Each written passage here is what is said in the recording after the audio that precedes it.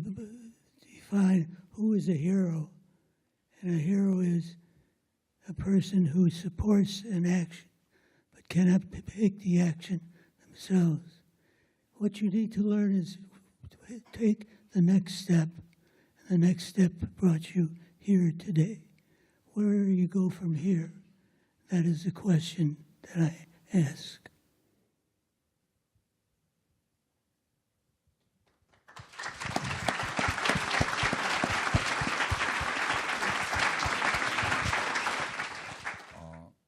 I received a letter from Dr. King in June of 1964. He dictated the letter from jail here in St. Augustine. He dictated it to his secretary who came to visit him through the bars, and she sent the letter on to me. Dr. King and I knew each other already because I had been arrested several times before. Going back to, I was arrested in Tallahassee in 1961 in a freedom ride. So I've had experience in the state of Florida. And Dr. King asked me to bring a whole batch of rabbis down to be arrested in St. Augustine, which was the center of the movement at that time. Every summer, Dr. King centered the movement at a different place. In '62, it was in Albany, Georgia. '63, it was in Birmingham, Alabama. In '64, it was in St. Augustine, Florida. And '65, it was in Selma, Alabama. Dr. King said that this was the most brutal place he'd ever been in. And he'd gone through, you know, from the Montgomery bus boycott, 55, 56, he'd been through dozens and dozens kind of thing of experiences. I immediately called the then executive secretary of the SCLC, the Southern Christian Leadership Conference, which Dr. King was the president of, Andrew Young. And I said, Andy, you're in luck. The rabbinic conference of all the Reform rabbis, the Central Conference of American Rabbis, the CCAR, I want you to know that of the 17 of us who were arrested, two of them later became presidents of the CCAR, Rabbi Gene Lippman and Rabbi Richard Levy. So we had some important guys with us.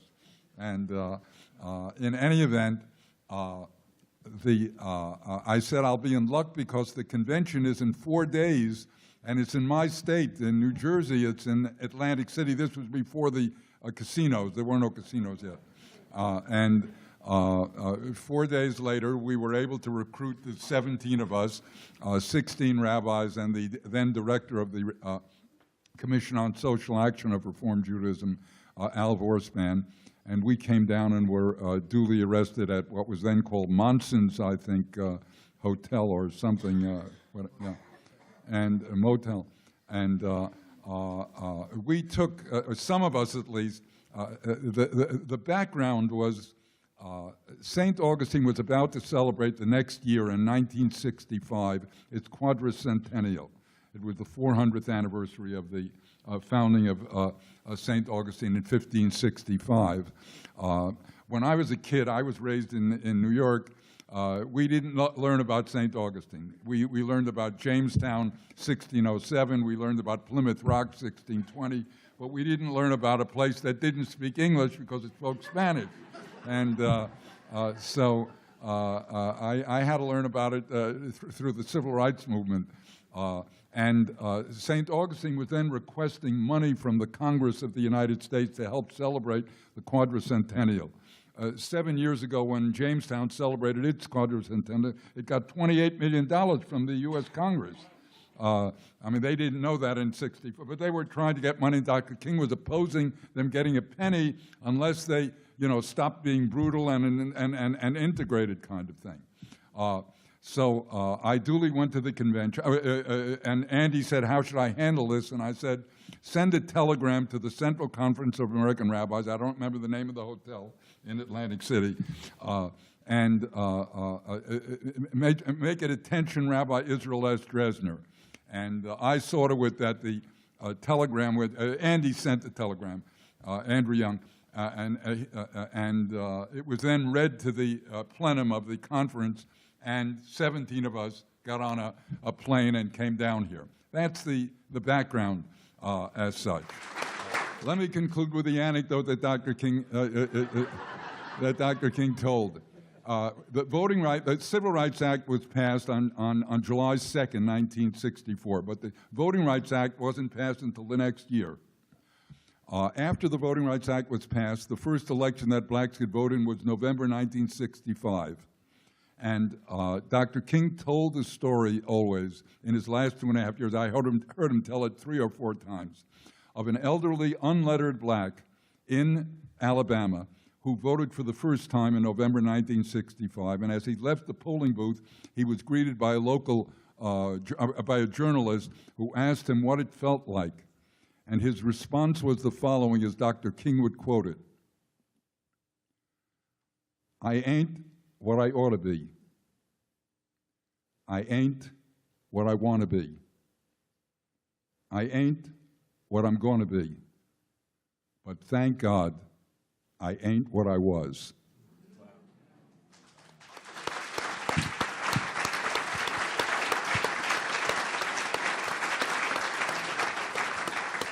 We're still not what we ought to be. We've made a lot of progress, and I'm proud of this country for the progress, and I'm proud of St. Augustine for the progress, and Florida. We're not what we still want to be. We're not what hopefully we're going to be. But thank God we're not what we were. What does it mean to be here? When Stuart was driving me in last night, and I saw the sign saying St. Augustine, I was stunned, because I never thought I would come back here. This had been 3 incredible days in my life when I was a kid. I had been ordained only 2 weeks before. I was in jail. And as my mother put it, so first he's ordained, and 2 weeks later he's in jail.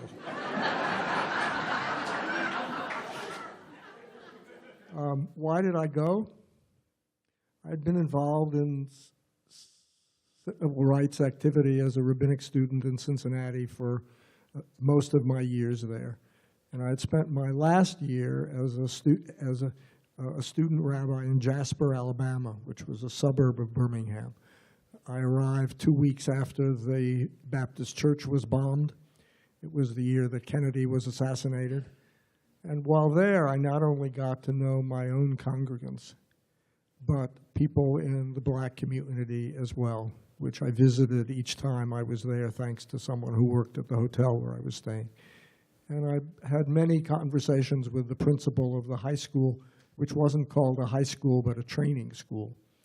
And in fact, we arranged for him to come speak to the youth group, except that their parents manipulated it that he didn't come. And that was a very sober reminder to me of all the fears on everybody's part. That is what being in this part of the country meant. So when the telegram came, I didn't have anything to do for another month, and there was no reason why I shouldn't go. And it was, in some ways, the culmination of what I'd been doing for a while. And to be back here is seeing all that has happened here for the good, and, as you've all noted, things that still need to be done. The fact that there's still a question about whether the slave market was a slave market or a general market, that's an uncomfortable question to me as a visitor, having marched by it 50 years ago. That the gentleman who was the head of the Ku Klux Klan and sneered at us when we entered the jail that was run by the Klan, that his children are still here and run shops, makes me wonder, has there been any sort of attempt at conversation with them? Has there been an attempt at reconciliation, and that we came down to fight Jim Crow 50 years ago, and there's just another kind of Jim Crow now, is something that needs to be worked on. That a Voting Rights Act was passed shortly after we were here, and yet in this very state, there are forces trying to suppress voter registration, is horrible. How can that happen? 50 years and obviously less afterward. Voter suppression is another sin that we all need to fight against. There are issues of immigration.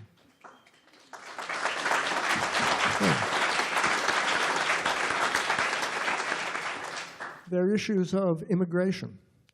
Undocumented immigrants, and people will say, well, our grandparents came here legally. Yeah, they did because this country needed their labor. So are we going to say that because now the labor of people who come here looking for a better life isn't needed, that makes them worse than what happened before? No. As Jews, we are all immigrants, and our documents were probably all suspect. So this is another area that certainly needs to be worked on. And finally, gun violence. We were oppressed, even in the short time we were here, by the Ku Klux Klan. African Americans all over, and Jews and Catholics were oppressed by the Ku Klux Klan. This whole country is being threatened by the NRA. We've defeated the Klan. Are we going to let the notion that everybody should possess a gun, even if it threatens one's life at school, in one's home, or in one's shopping center? Are we going to let that stay? So there's a lot to be done. You all know that very well. We know that, and I hope, despite our age, we can still, with you, keep fighting those causes. Thank you for having me.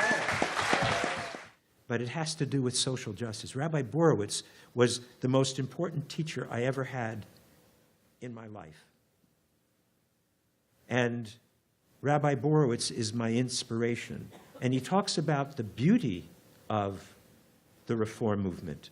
What is the beauty of the Reform movement in that way? It was that we are Jews, but we must embrace, as the conservative rabbi here does as well, times are changing. We must embrace the unity of all beings. My God is not a God on a throne. My God exists. We all have an opportunity as cells of God, being in consciousness, to find out who we really are. And that's what brought us all to St. Augustine. Here I was in Atlantic City. The telegram was read.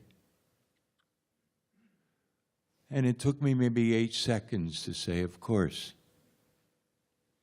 Now, I was with Cy Dresner and B.T. Rubenstein in Albany, Georgia. So I already had the experience. But that isn't why I went. I went because I should have. It was as simple as that. I'm a Jewish guy. What did Jews do? Jews show up.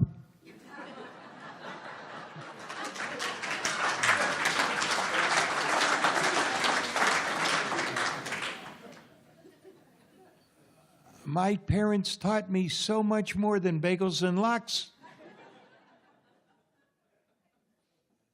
They taught me that when there is evil, you fight it. When there is something wrong in this world, you do it. Dick Levy here was just brilliant. I can't top that. Because he said for all of us, what do Jews do? They do. So I have a question to ask all of you. What would you do? Now, what will we do? We aren't heroes. We just did. But it's now 50 years later. What would you do? Would you be on that walk with us from the church? That scary, miserable, awful walk. I can't tell you how I lost my hair on that walk.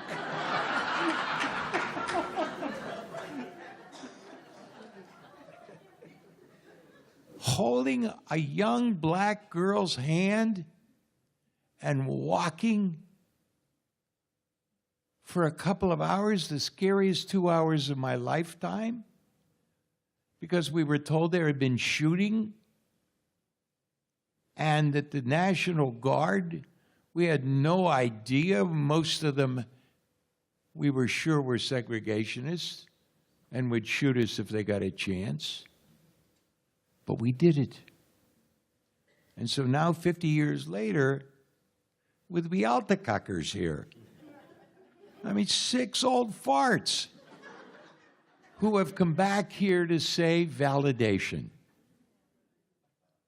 To really say, was there something in our life that we did that we are so proud of? And yes, we are. Every single one of the 6 of us saying, we did that. But it's so proper for me to turn. I grew up in anti-Semitism, so I knew what that life was like.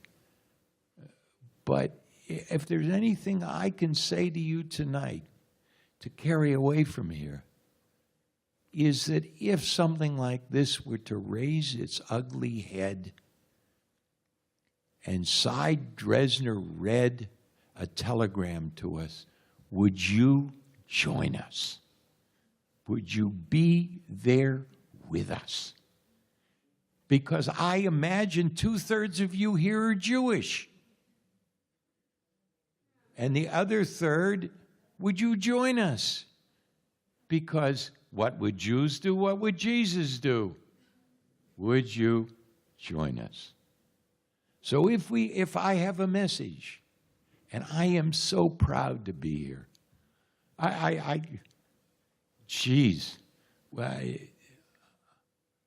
love it. I just love it. I'm so proud to be here. But next time, join me, will you?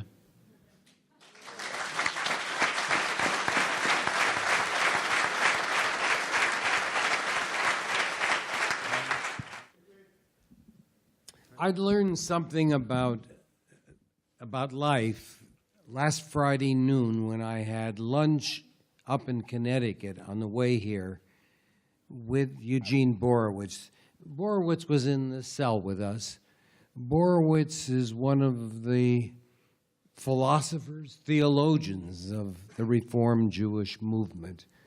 And an impressive teacher he was at the Hebrew Union College Jewish Institute of Religion. He's now in his 90s, and he wanted to be here very, very badly. But he said age had caught up with him. He couldn't come. But he wanted to tell me a story. He told me a story about Setcher. He told me that when Cy read his letter to the assembled body of the Central Conference of American Rabbis, Borowitz was up in his room preparing another presentation, and he never heard you read the telegram. A little later, he came downstairs and he bumped into his student, his former student, Alan Setcher, who says to him, "Gene, we're going to St. Augustine. You're doing it too, aren't you?" And Borowitz says, "I didn't know anything about it." But Setcher is the one who made the the call on his teacher of Jewish principles and theology in the seminary, you got to go with us. The major person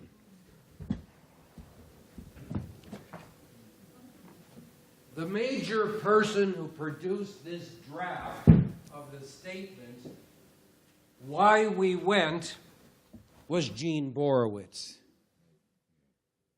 He was the editor, the theme that wove together all the statements that we had made in conversation, and he said, wrote on little pieces of paper, everybody in the cell answering the question, why did you go? I don't remember what I told him. I don't remember the piece of paper I wrote. So why did I go? I'll tell you, I went because when I was 16, I went to the Jewish Youth Conference in Asilomar, California. I was a high schooler, and my rabbi had suggested it'd be a nice thing if I went with a few of my fellow confirmation class students to go to this Jewish Youth Conference of kids from all up and down the Pacific Coast. I'm from Los Angeles. And opening night, or at least the first Friday night, Rabbi Ed Zarin of Hollywood Temple, Temple, Israel, he got up in front of all of us, several hundred teenagers. He stands in front of us, and I remember him always. He said, I am the Statue of Liberty. And he proceeded to talk about liberty as if he were the Statue of Liberty standing in New York Harbor. And he wove together what it meant to be a Jew and what it meant to be an American, what it meant to carry two traditions of liberty within your religious cultural framework. That commitment not only to the freedom for Jews that we experienced at the Exodus from Egypt a long time ago, but the freedom that all human beings were entitled to. The ability to find fulfillment of ourself, to find the maximum, what shall we say, abilities, concerns, values that lie within every human person. That became something part of me. I knew Thomas Jefferson, I knew Moses, and I knew the Statue of Liberty. And I combined those two forces in me to do what I could do to improve this world. I chose to do it as a rabbi. I chose to make a difference, but I didn't do much. I talked a really good game. I had learned that in synagogue. We talk good games. Our prayers are noble and inspiring, and I was inspired. And then I went to the first Central Conference of American Rabbis to which I was entitled to go in June of '64. And I went there, and the first thing that happens is this rabbi over here gets up and reads a telegram from Martin Luther King. Come walk with us in St. Augustine. That was the call that I heard, and I answered positively. Now, it is a mystery to me exactly why anybody ever says yes to anything. It's not something laughable, it's mystical. When is it right? When will you actually walk your talk? When will you take action to say what you think you believe? When do you turn your golden dreams into boots on the ground, doing something? I was really swept away, and First thing I did is I went to my senior rabbi, the experienced rabbi that was my mentor in St. Paul, Minnesota at Mount Zion Temple. And I said, Rabbi Martin, I think I'd like to go with the delegation down to Florida. Why would you want to do that? You think one little demonstration is going to make any difference? I said, I got to do it. I really want to do it. Well, okay, if you want to do it, go ahead and do it. Well, I went, and that really made a difference to me in my life. It was the first big demonstration I was ever part of. It was not the last one. Since then, I've picketed and I've marched and I have gone to Washington and I've been part of a whole lot of different things. I have a final story to tell you. It was about, I think maybe 15 years ago, that synagogue in St. Paul, Mount Zion, celebrated its 150th anniversary as a synagogue in the Minnesota territories. It's a big deal, and they invited me and each one of the former rabbis of the synagogue through the years to come back for a weekend. I came back, and I talked about the most important thing that had happened to me during those 4 years that I was one of their rabbis. And I talked about my experience in St. Augustine and my fears that the temple board and the temple president would not look with favor on what I had done. Rabbis in dignified synagogues on Summit Avenue in St. Paul, Minnesota, don't go getting arrested. But you know, they had welcomed me back. They were proud of me. They caught on that I was showing them not just the words, but the acts of somebody who believed in Judaism and the dreams and the ideals of Judaism. Now, that was a nice experience, but what really got to me was after the service where I gave my big sermon again about why we went,